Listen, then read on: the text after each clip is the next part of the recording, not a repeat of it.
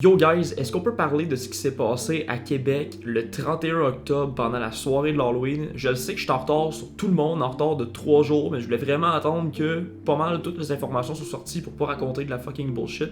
Parce que bon, ils en parlaient à la télévision, puis même eux autres, ils savaient pas du tout ce qui arrivait le lendemain matin, donc j'avais pas envie de prendre leur information puis de commencer à raconter ça, parce que ça paraissait qu'ils savaient pas non plus ce qui se passait, puis comment ça s'était terminé, ou si c'était terminé, ou s'ils avaient trouvé un suspect ou quoi que ce soit. Mais là, c'est fini.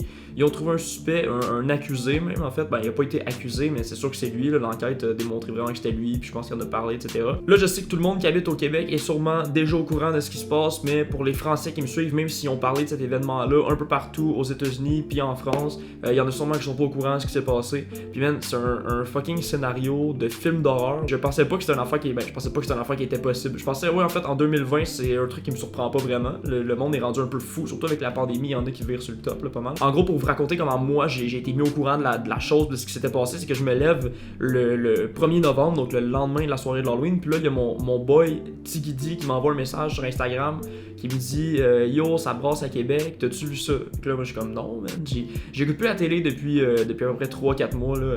Je suis comme tanné de leur campagne genre de COVID, puis qui parle de COVID, puis de COVID, puis de COVID. Je veux dire, on sait ce qui se passe à un moment donné.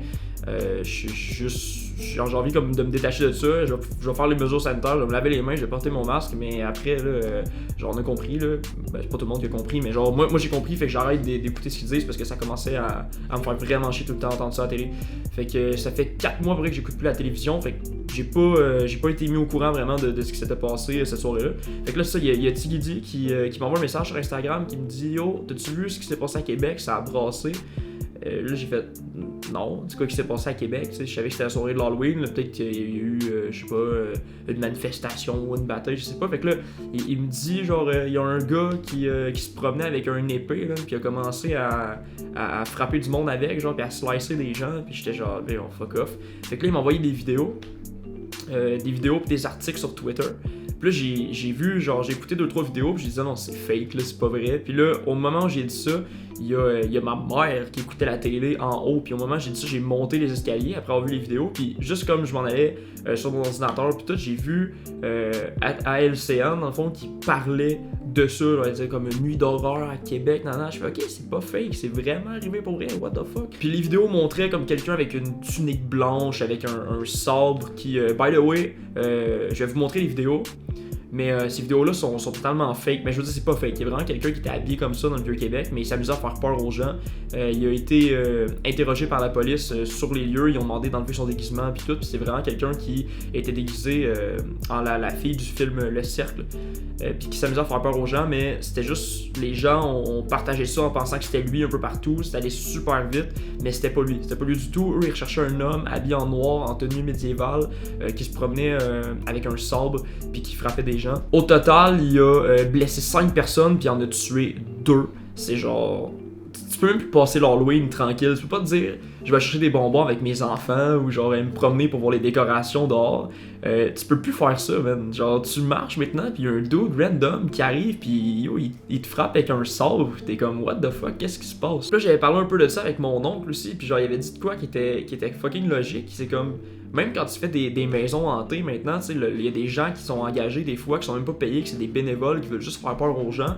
Tu peux même plus savoir si le dude, quand tu vas rentrer dans la pièce, c'est pas un vrai couteau pis s'il va pas te planter pour vrai, man. C'est sûr que faut pas capoter avec ça non plus, mais tu peux pas, genre, tu es loin des gens maintenant. Moi, je passe plus l'Halloween, ça fait longtemps parce que, bon, les gens disent que je suis trop grand, veulent plus me donner de bonbons. Sauf que si j'avais à passer l'Halloween encore aujourd'hui, comme je le faisais avant avec mes amis, je peux vous garantir que le monde qui ont des déguisements creepy, man, qui marchent bizarre, je me tiendrais loin, man. J'ai comme, non, tu vas pas me trancher aujourd'hui, ça se passera pas comme ça. Là, on fait des jokes, mais c'est vraiment pas drôle, man. C'est vraiment arrivé pour vrai, puis il y a vraiment 2 personnes qui sont mortes, il y en a 5 autres qui ont été blessés. À quel niveau, j'en ai aucune idée.